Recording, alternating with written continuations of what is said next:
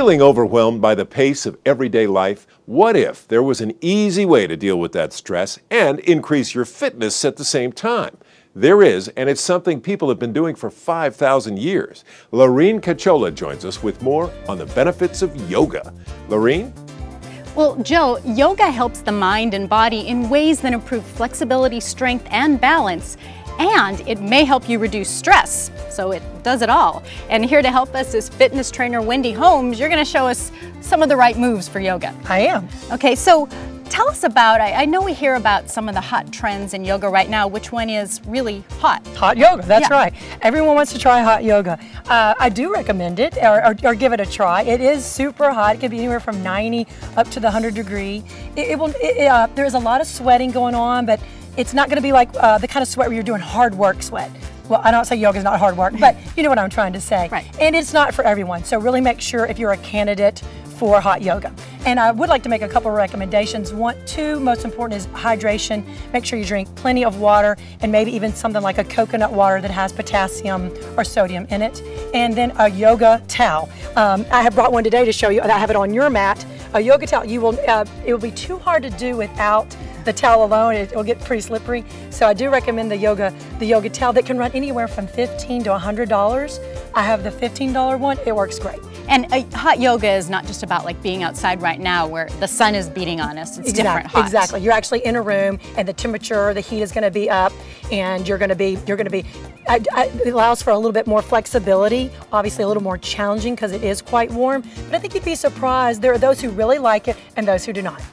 Now, you are going to show us some kind of effective poses that someone at any level might use in yoga. Exactly, and remember with yoga there's going to be lots of variations, lots of levels, and don't be discouraged if you're not doing the pretty yoga pose that you see on a magazine.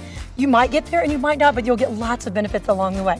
One of the moves I'm going to show you today is Warrior 1, 2, and 3 are very popular moves. They're very strong moves. And then I'm going to show you a move that's like the opposite. All right, so for a Warrior 1, take your right foot forward. Okay. Excellent. Bring your left foot back. Now I want you to bend into this right knee. Really, even more. Like actually take your stance a little bit wider. Perfect. All right, so I really want you to make sure you have pressure on all. You're going to use all of your foot and put weight into the back of your foot so you're almost pushing away from one another. Engage your core and take an inhale and lift your arms above your head. Great. So what you could tell is you've got lots of leg action. Actually sink into it a little bit more, or yes, use your front leg more. Excellent. Not so bad for 1 or 2 breaths. Imagine if we were here to 10 to 15 breaths, correct? So you want to make sure you're relaxing in your shoulders, always engaging your abdominals, and of course breathing all through the nose, the in and the out, really connecting the breath with the movement. All right, and you may inhale and come all the way up. And you can see why it's important to have that stability if you're going to be there a long time. Exactly, and how you can constantly keep moving in that pose and really changing it. Now, I had you lead with right. If we were doing this longer, I would have you do it with the left foot as well. Okay, a pose that's quite different from this, but nonetheless just as important, is corpse pose, is Shavasana. At the very end of yoga, you'll see all these people lying down on their mat. So if you'll take it all the way down to your mat, good. And this is so quite opposite. Warrior 1, you're in a strong pose.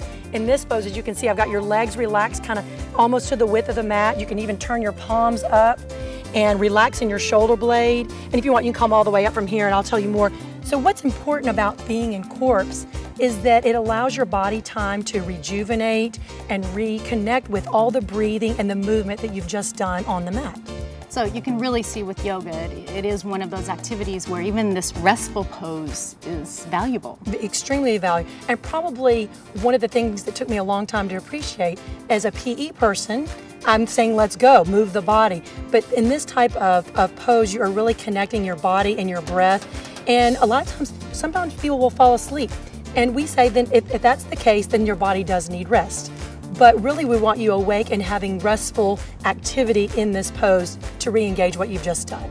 Well, thank you for giving us new ways to see yoga. And join us next time for more ways to look good and feel great.